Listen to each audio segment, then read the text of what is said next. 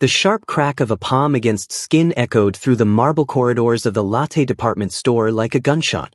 Naomi's head snapped to the side, her deep warm brown skin flaring a brilliant, painful red where the blow landed. She stumbled back into a display of $5,000 silk scarves, her breath hitching as her simple cotton dress snagged on a crystal fixture.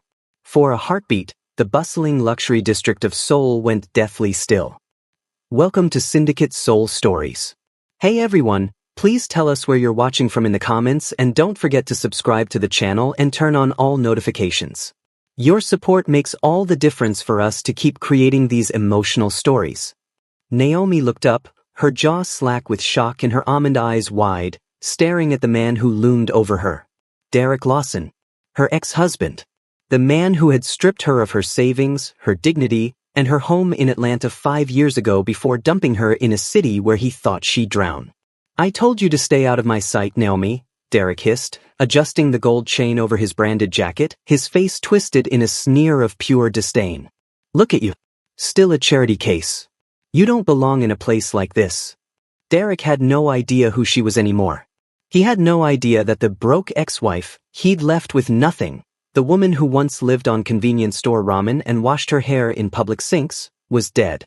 He had no idea about the custom-fit wedding band hidden beneath the sleeve of her modest cardigan, or the 60th floor penthouse overlooking the Han River she had woken up in that morning. He certainly had no idea about the black titanium card in her plain shoulder bag that could buy the very store they were standing in. But most dangerously, Derek had no idea about the man whose name now protected hers. He didn't see the 4 shadows in charcoal suits closing the exits. He didn't notice the silent, tall figure with jet black hair and a steel gray gaze stepping out of the elevator. He didn't know Seo Jin-wook, Seoul's most feared underground leader. As Naomi's phone buzzed in her pocket with a priority alert, and Jin-wook's unreadable, calm eyes locked onto the back of Derek's head, the realization began to settle in the air like a cold mist. Derek hadn't just slapped an ex-wife. He had just declared war on a king's queen. And in exactly 60 seconds, his entire world was going to go dark. The sun rose over the Han River, casting a pale, golden light through the floor-to-ceiling windows of the Gangnam penthouse. Naomi Carter sat on the edge of a bed draped in silk sheets that cost more than her father's first house in Atlanta. She ran her fingers over the fabric, her deep brown skin contrasting beautifully with the cream-colored linens, yet she couldn't shake the phantom sensation of the rough, polyester blankets she'd used just 2 years ago in a cramped studio apartment. Even now, surrounded by the quiet hum of high-end climate control and the scent of expensive sandalwood, Naomi felt like a ghost haunting someone else's dream. She stood up, her bare feet sinking into the plush white rug as she moved toward the dressing room. Every movement was practiced and quiet, a habit born from years of trying to remain invisible, trying not to take up too much space in a world that had once discarded her.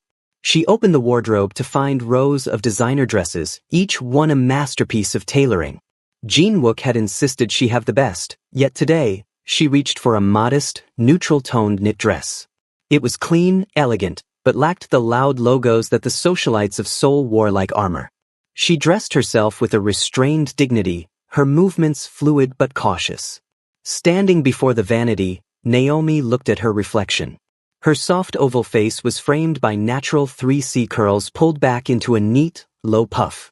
She looked every bit the part of a woman of means, save for the shadow of quiet pain that lingered in the depths of her almond-shaped eyes. To the world, she was a mystery. To Jin-wook, she was his heart. But to herself, she was still a survivor waiting for the other shoe to drop.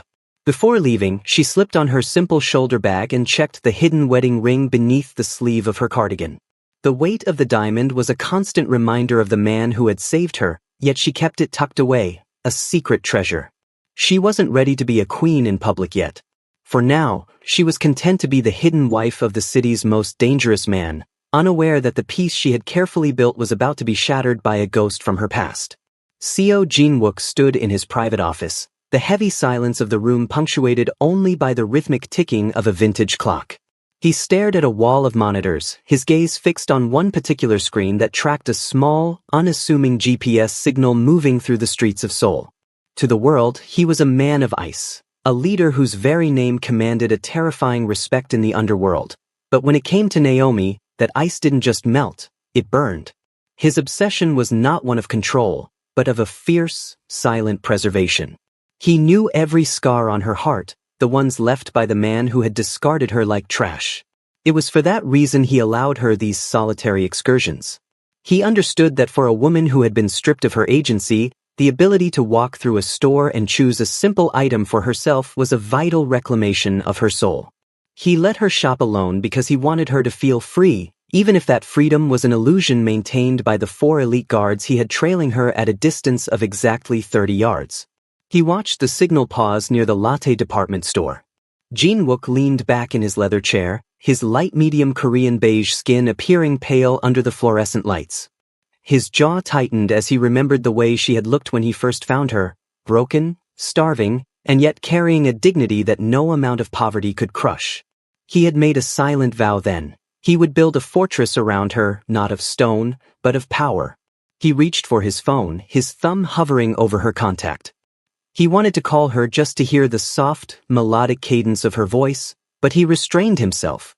He didn't want to intrude on her peace. He would be her shadow, the unseen force that ensured the world never laid a cruel hand on her again. He believed his influence was total, his protection absolute. He had no way of knowing that within the hour, the very ghost he had sworn to keep away from her was about to step into the light, and that his silent vow was about to be tested in the most violent way possible. The air in the luxury boutique was thick with the scent of expensive leather and French perfume, a fragrance that usually brought Naomi a sense of calm. She was examining a hand-stitched silk scarf, her fingers tracing the intricate patterns, when the glass doors hissed open. A boisterous, arrogant laugh cut through the quiet elegance of the store, a sound so familiar it made the blood turn to ice in Naomi's veins. She froze, her hand hovering over the display. She would know that sharp, condescending tone anywhere. It was the sound of her nightmares, the soundtrack to the darkest years of her life in Atlanta. Slowly, her heart hammering against her ribs like a trapped bird, she turned her head. Standing near the entrance, flanked by 2 middle-aged Korean businessmen in sharp suits, was Derek Lawson. He looked exactly as he did the day he had shoved her out of their shared apartment with nothing but a trash bag of clothes, loud, posturing, and desperately hungry for status. He wore a designer jacket that screamed for attention and a thick gold chain that glinted mockingly under the recessed lighting. He was gesturing expansively, clearly in the middle of a pitch. "I'm telling you, gentlemen, my firm is the only one with the reach to take your brand into the States," he bragged, his voice echoing off the polished walls. He was here in Seoul, miles from the life he had destroyed, trying to close the biggest deal of his career. Naomi tried to shrink back, her instinct for survival screaming at her to vanish. She adjusted her modest cardigan, hoping her simple attire would act as a cloak. But as Derek scanned the room, his eyes, narrow and predatory, locked onto her. The smug grin on his face faltered, replaced by a look of bewildered recognition that quickly sharpened into a cruel, jagged smile. "Naomi?" he said, his voice dropping into a register of pure malice. The businessman paused, looking between the two. "I'll be damned. I thought I smelled something cheap the moment I walked in." The ghost of Atlanta hadn't just returned. He was standing 10 feet away, and the fragile piece Naomi had built was beginning to crack. Derek stepped closer, his polished shoes clicking sharply on the marble floor as he invaded Naomi's personal space. The 2 Korean businessmen watched with curious, slightly uncomfortable expressions, but Derek was too fueled by his own perceived superiority to care about the audience. He looked Naomi up and down, his lip curling in a sneer that radiated years of unchecked malice. "Look at this," Derek said, gesturing toward her neutral-toned knit dress and plain shoulder bag. 5 years in Seoul and you're still dressed like you're waiting for a handout at a bus station. Did you sneak in through the service entrance? Or are you just here to scrub the floors? Naomi felt the heat of humiliation rising to her cheeks, but she didn't look away. Her jaw remained slightly slack in shock, yet her eyes held a quiet, restrained dignity that seemed to infuriate him even more. She was a black woman who had survived his worst, and her silence was a mirror reflecting his own ugliness. "I asked you a question, Naomi," Derek barked, his voice rising, drawing the attention of other shoppers and boutique staff. "This is a place for winners. People with vision. Not for a broken, discarded anchor who tried to drag me down with her. I am just shopping, Derek, Naomi said softly, her voice steady despite the trembling in her hands. Please, just leave me alone. Shopping? Derek let out a harsh, jagged laugh. With what? You don't belong among these things. You are an eyesore. In a sudden, violent blur of motion, his frustration boiled over. He didn't see the subtle movement of the charcoal-suited men near the entrance, nor did he see the security cameras swiveling toward him. He only saw the woman he thought he still owned. His hand whipped through the air, a sharp, stinging crack that echoed through the high-end boutique. The force of the slap sent Naomi's head snapping to the side, her feet freezing in place as she stumbled back into a display of glass-encased perfumes. The sound was deafening in the sudden silence of the mall. Naomi's hand went instinctively to her burning cheek, her eyes wide with a shock that transcended physical pain. She didn't cry. She didn't scream. She simply stood there, a survivor of a blow that Derek Lawson didn't realize would cost him everything. The store was still ringing with the sound of the blow when the lead security operative, hidden behind a display of watches, tapped his earpiece. His voice was a low, jagged whisper that signaled the end of the world for everyone in the room. Code Black. The Queen has been struck. Boutique Level 3. Miles away, in a boardroom that overlooked the sprawling concrete jungle of Seoul, the atmosphere shifted from corporate tension to a lethal chill. CEO Jin-wook was in the middle of a multi-billion-won merger, surrounded by elderly chairmen who held the city's economy in their hands. His phone, placed face-up on the mahogany table, vibrated once. A single red notification light pulsed like a dying heart. Jin-wook didn't check the message. He didn't have to. The Code Black alert was a frequency reserved for only one person and one scenario.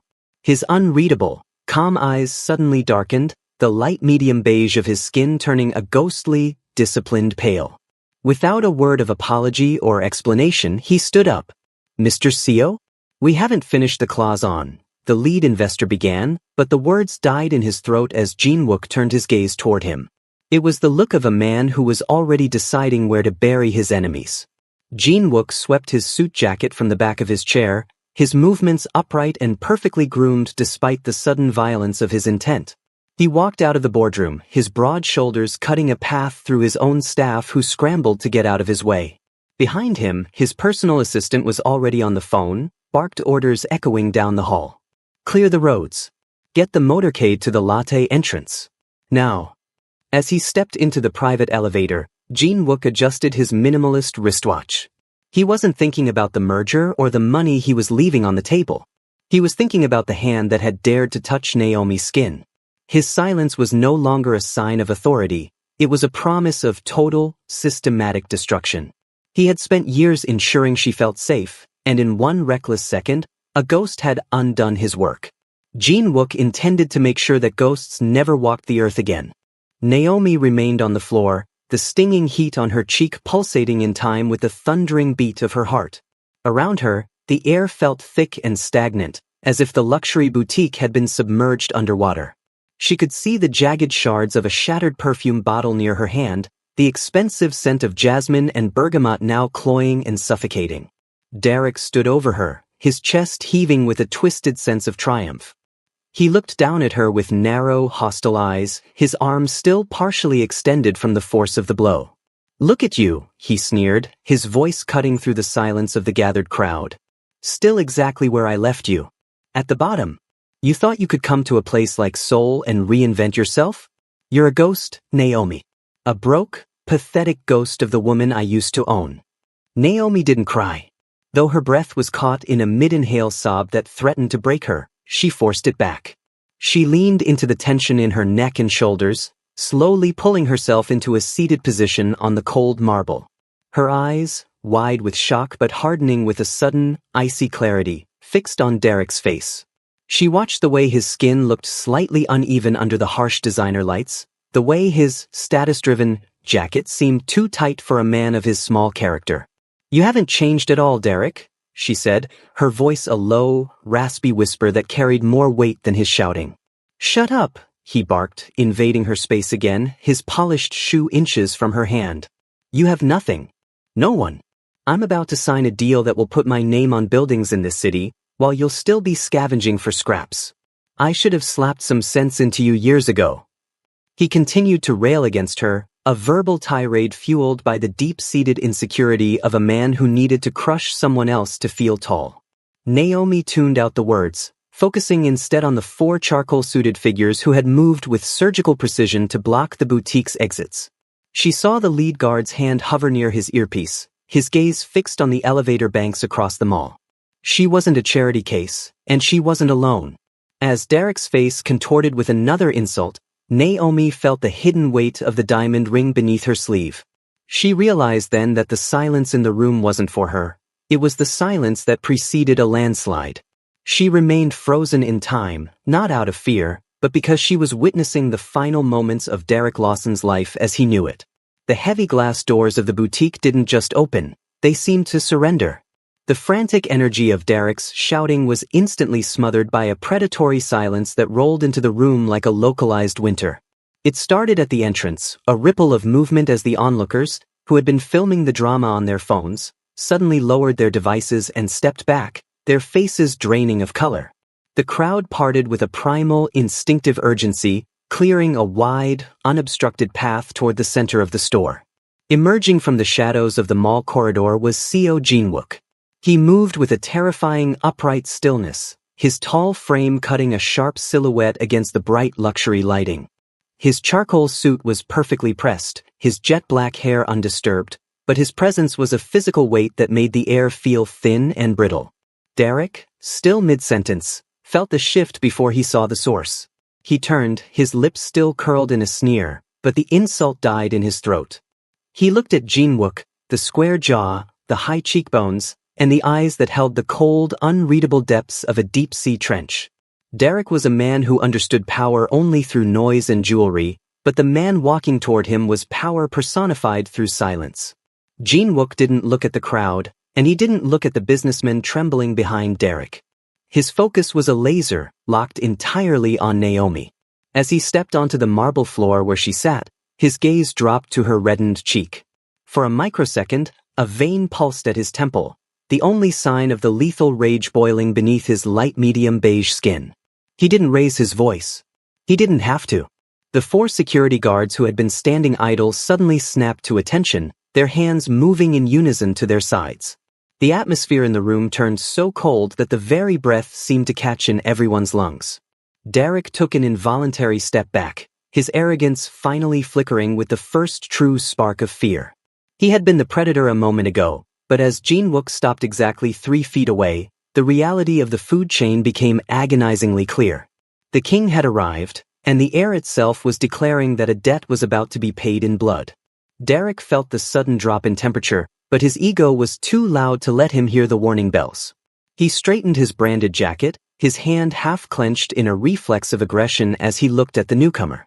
Jinwook stood motionless, his silent presence radiating a type of danger Derek had only ever seen in movies, a controlled, absolute authority that made the tough guy act look like a child's tantrum. "And who the hell are you?" Derek snapped, his voice cracking slightly before he forced it back into a growl.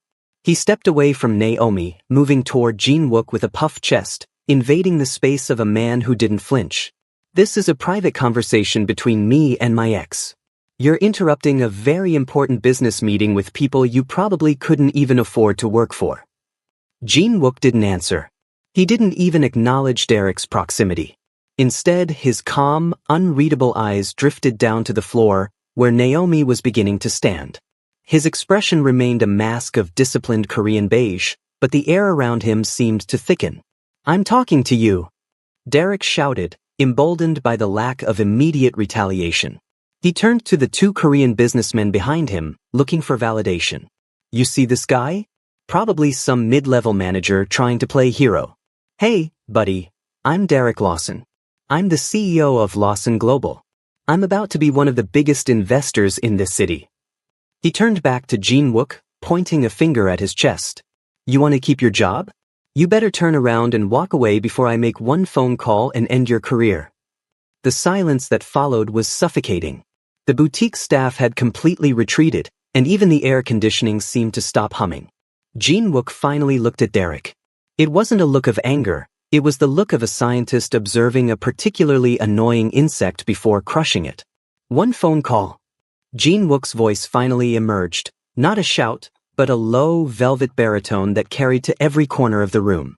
Please, make it. I would like to see who in this city answers a call from a dead man. Derek laughed, a nervous, jagged sound. A dead man? What are you, some kind of poet? You're a nobody. Naomi only attracts nobodies. He looked back at Naomi, sneering. Is this him? Is this your new little boyfriend? You went from a king like me to this. Derek had no idea that at that very second, his name was being erased from every database in the city. He was still acting tough, unaware that he was standing on the edge of an abyss, and the man in front of him was the one who owned the fall. The tension in the boutique reached a fever pitch as the sound of hurried footsteps echoed from the marble corridor. Derek, still wearing his mask of arrogant defiance, turned toward the entrance with a look of relief. There they are, he gloated, casting a final, mocking glance at Jin Wook. The real power in this city. Watch and learn, hero. Two men in charcoal gray suits burst through the doors, the senior executives of the investment firm Derek had been courting for months. These were the men who held the keys to his future, the ones he had spent weeks trying to impress with his Lawson Global branding and leased luxury cars. Derek stepped forward, his hand extended, a sycophantic grin plastered on his face. Mr. Park, Mr. Choi. Perfect timing. I was just dealing with this disruption. This man is interfering with. He never finished the sentence. The two executives didn't even see Derek's hand. They didn't see the display of perfumes or the scattered glass. Their eyes were locked on the tall, silent figure standing next to Naomi. As if pulled by a single string, both men skidded to a halt and dropped into deep, 90-degree bows, their foreheads nearly touching their knees. Chairman CEO, they shouted in unison, their voices trembling with a terror so visceral it seemed to vibrate the air. We did not know you were here. Please, forgive our intrusion. The silence that followed was absolute. Derek's extended hand began to shake, his fingers curling into a useless claw as the reality of the situation crashed down on him. He looked at the executives, men he considered the pinnacle of Seoul's elite, cowering like servants before the man he had just called a nobody. Jin Wook didn't acknowledge the bows. He didn't even look at the executives. His gaze remained fixed on Derek, whose medium brown skin had turned a sickly, ashen gray. The tough guy, fade and the gold chain now looked like a costume for a man who had accidentally stepped into a lion's den. You wanted to make a phone call, Mr. Lawson, Jin Wook said, his voice a low, lethal murmur that cut through the silence. These are the men you were going to call. They are currently bowing to my shoes. Would you like to ask them for that favor now? Derek's jaw worked, but no sound came out. The realization was a physical blow. He hadn't just slapped an ex-wife. He had struck the wife of the man who owned the very ground he stood on. The recognition was complete, and the terror was only just beginning. The air in the boutique grew thick and heavy, as if the gravity itself had shifted under Jin Wook's command. He stepped over the scattered glass and shattered perfume bottles, stopping inches from Derek, who was now trembling so violently that the gold chain around his neck rattled against his chest. Jin Wook didn't reach for a weapon. He reached into his breast pocket and pulled out a slim, leather-bound tablet. 5 years ago, in Atlanta, Jin Wook began, his voice a velvet scalpel that cut through the silence. You withdrew $24,000 from a joint savings account while my wife was asleep. You left her with exactly $12.82. Do you remember? Derek's mouth opened and closed, but no sound emerged. His eyes darted toward his business partners, but they remained frozen in their bows, terrified to even draw breath. You sold her grandmother's wedding set for $3,000 to cover a gambling debt. You took the title to her car, a vehicle she needed to get to work, and signed it over to a lender for $5,000. Jin Wook scrolled through the digital screen with a disciplined, slow motion. The total amount you stole from Naomi Carter, including her lost wages and the liquidated assets of her small business, was precisely $41,600.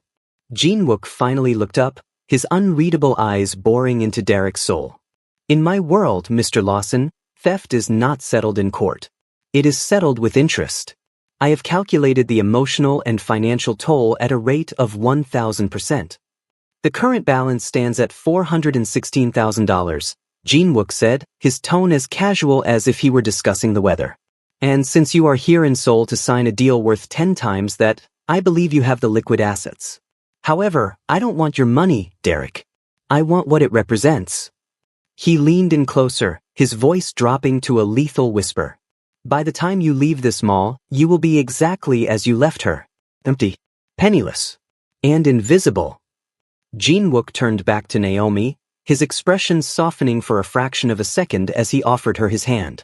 Behind him, the two executives finally stood, their faces pale as they realized their first task under the chairman's new order, the total financial erasure of Derek Lawson. The silence in the boutique was no longer peaceful. It was a vacuum, sucking the very life out of Derek's existence. Jin-wook didn't move, and he didn't speak another word to the man trembling before him. He simply reached out, his fingers brushing against Naomi's uninjured cheek with a tenderness that contradicted the lethal aura surrounding him. Behind them, the two Korean executives were already on their phones, their voices hushed but frantic as they executed the chairman's silent command. The digital world moved faster than Derek's ability to comprehend his own ruin. Derek's phone, tucked into the pocket of his branded jacket, began to vibrate. Then it chirped. Then it screamed with a barrage of notifications. He pulled it out with shaking hands, his eyes widening as he stared at the screen. The banking app that had shown a comfortable six-figure balance just minutes ago now displayed a chilling, flat zero. The screen flickered, and a red banner appeared. Account restricted. Contact security. What did you do? Derek whispered, his voice cracking into a high-pitched plea. He tried to swipe, to call his bank, but the device suddenly went black. A remote wipe had been triggered, erasing his contacts, his emails, and the very proof of his Lawson global empire. The lease on his luxury car in the parking garage was cancelled. The reservation at his five-star hotel was voided. In the span of a few heartbeats, the digital tether that connected Derek to his status had been severed. The two executives stepped forward, their faces grim. Mr. Lawson, one said, his tone devoid of the respect he had shown moments earlier. Our firm has terminated all negotiations with your entity. Furthermore, we will be notifying our international partners of your ethical liabilities. You are persona non grata in this city. Derek looked around the room, realizing that the luxury items he had used to mock Naomi were now walls of a prison he couldn't afford to stand in. He was a man with a gold chain and a polished suit, but no money to pay for the air he was breathing. He looked at Naomi, searching for a spark of the pity he used to exploit, but he found only the calm, steady gaze of a woman who was finally watching a ghost fade away. The blackout was complete. Derek Lawson was officially a nobody in the City of Kings. The heavy, armored door of the Bentley Mulsanne closed with a soft, vacuum-sealed thud, instantly severing the connection to the chaos of the mall. Outside, the world was still reeling from the spectacle of Derek's downfall, but inside, the air was still and scented with the familiar, comforting aroma of Jin-wook's expensive cologne. The car pulled away smoothly, the tinted glass turning the neon lights of Seoul into blurred streaks of violet and blue. For a long moment, there was only silence. Naomi sat stiffly against the hand-stitched leather seat, her hands clasped tightly in her lap. The adrenaline that had kept her upright in the boutique was beginning to drain away, leaving a hollow, aching cold in its wake. Jin-wook didn't speak. He reached out, his large, calloused hand covering her smaller ones. The warmth of his touch was the catalyst. A single, jagged sob escaped Naomi's throat, and then the floodgates opened. She collapsed inward, her forehead resting against his shoulder as years of buried humiliation, the hunger she had hidden, and the terror of seeing Derek again poured out in a torrent of silent tears. The man who was feared by every captain of industry and underground leader in the city shifted. He didn't offer platitudes or tell her to be strong. Instead, Seo Jin-wook wrapped his arms around her, pulling her onto his lap with a fierce, protective urgency. He buried his face in the crook of her neck, his breath warm against her skin. I am sorry, he whispered, his voice cracking with a raw, human emotion he never showed the world. I am sorry I let his shadow touch you again. In the privacy of the darkened car, the underground king was gone. There was only a man who loved a woman so deeply it terrified him. He held her as she shook, his fingers gently stroking her curls, anchoring her to the present. He let her be small, let her be broken, because he knew that his strength was not just for crushing enemies, but for providing a sanctuary where she never had to hide her pain again. As the car sped toward the safety of their penthouse, Naomi finally let go of the ghost of Atlanta, cradled in the arms of the only man who truly saw her. While Naomi found her sanctuary in the quiet luxury of the Bentley, Jin-wook's digital shadow was busy completing the execution. He sat beside her, his hands still stroking her hair, while his other hand tapped a single command on a secure tablet. "Distribute it," he murmured into his earpiece, his voice like dry ice. The mechanism of social suicide was instantaneous. Using the data harvested during the initial Code Black breach, Jin-wook's team had bypassed the security of Derek's wipe device to access his cloud-based contact list. In a matter of seconds, a high-definition video file was sent to every person Derek had ever tried to impress. The footage was raw and damning. It showed the high-end boutique in crystal clarity, Derek's sneering face, his predatory stance, and the sickening sound of his palm connecting with Naomi's cheek. It captured his verbal abuse in high-fidelity audio, stripping away the polished businessman facade to reveal the violent, insecure man beneath. The file didn't just land in the inboxes of his business associates. It was pushed to his family in Atlanta, his former colleagues, and every prominent social circle in Seoul. As Derek sat in the mall security office, trying to beg for a phone he no longer owned, the world he had spent years fabricating was collapsing in real time. Comments and shares began to climb into the thousands. The Lawson Global LinkedIn page was flooded with vitriol. His fiancée's phone buzzed with the footage, followed by a text from her father, "The wedding is off. Do not come home." Jin-wook watched the engagement metrics on his screen with a cold, detached satisfaction. He wasn't just taking Derek's money, he was taking his name. In the modern world, a man without a reputation was a man who didn't exist. By the time the car reached the penthouse, Derek Lawson's face was the global face of cowardice. He had wanted to be a man everyone recognized, and now, Jin-wook had granted that wish. He was famous, and he would never be able to show his face in a civilized room again. The social execution was final, leaving nothing but a hollow shell where a predator once stood. The air at the Grand Hyatt Ballroom was thick with the scent of lilies and the hushed whispers of Seoul's most elite. This was the Blue Moon Gala, an event where fortunes were made and reputations were cemented. For years, Naomi had navigated these circles like a shadow, dressing in muted tones and slipping through side entrances to avoid the prying eyes of the paparazzi. But tonight, the woman who had once frozen in fear at a department store was gone. Standing before the full-length mirror in their penthouse, Naomi adjusted the weight of the gown Jin-wook had selected for her, a masterpiece of midnight blue silk that clung to her soft curves and made her deep warm brown skin glow like burnished mahogany. Her 3C curls were styled in a sophisticated, voluminous half-up look, revealing the subtle sheen on her cheekbones. Finally, she reached for the item she had spent months concealing. She slipped the heavy, platinum wedding band onto her finger, the central diamond catching the light with a blinding brilliance. When they arrived at the gala, the usual chaos of the red carpet fell into a stunned, reverent silence. Jin-wook stepped out of the limousine first, his presence as commanding and upright as ever. But instead of walking ahead, he reached back, offering his hand to Naomi. As she stepped into the light, the flashing cameras were a frantic storm. She didn't flinch. She leaned into the tension of her shoulders, her jaw set with a quiet, restrained dignity that commanded more attention than any shout ever could. Jin-wook placed a protective hand on the small of her back as they entered the ballroom. Heads turned, and whispers rippled through the crowd like a tidal wave. They saw the nobody from the viral video, the woman Derek Lawson had dared to strike, standing as the undisputed first lady of the city's most powerful empire. Naomi didn't look for the cameras or the critics. She looked only at the man beside her, her chin held high. For the first time in her life, she wasn't hiding from her past. She was stepping into a future where the ring on her finger was not just a symbol of love, but a shield that no ghost could ever hope to pierce. 6 months later, the glass doors of a newly renovated building in the heart of Itaewon swung open, not to reveal a luxury boutique, but a sanctuary. Above the entrance, elegant silver lettering announced the Carter CO Foundation. Naomi stood at the podium in the main hall, her deep warm brown skin glowing under the soft lights. She was no longer wearing her wedding ring hidden under a sleeve. It sat proudly on her finger, a testament to a partnership built on mutual respect and protection. The room was filled with women from all over the world, expatriates who, like her, had come to Korea with dreams only to find themselves vulnerable, abandoned, or exploited. Naomi looked out at them, her almond-shaped eyes no longer carrying the weight of quiet pain, but the fire of a woman who had reclaimed her voice.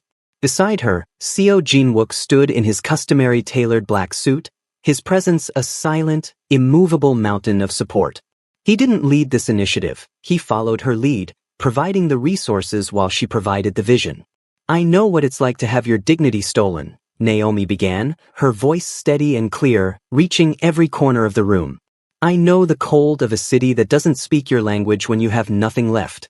But I also know that your past is not a life sentence. This foundation is a promise that no woman in this city will have to face her ghosts alone." The foundation offered legal aid, emergency housing, and financial literacy, the very things Naomi had been denied years ago. As she spoke, she saw the faces of the women brighten, their postures straightening as they looked at the woman who had become a symbol of resilience. She was no longer the broke ex-wife or the hidden queen. She was a force of nature. As the applause erupted, Jin-wook stepped forward, briefly taking her hand in a rare public display of affection. He looked at her with a pride that eclipsed any business victory. The era of survival was over, the era of Naomi Carter Seo had begun. She had turned the sting of a public slap into a global movement, proving that while a predator can strike a woman down, he can never stop her from rising as a queen. Thank you for watching till the very end. You're the best. If you enjoyed this story, please like, share, and subscribe for more Syndicate Soul Stories content. Drop a comment telling us where you are watching.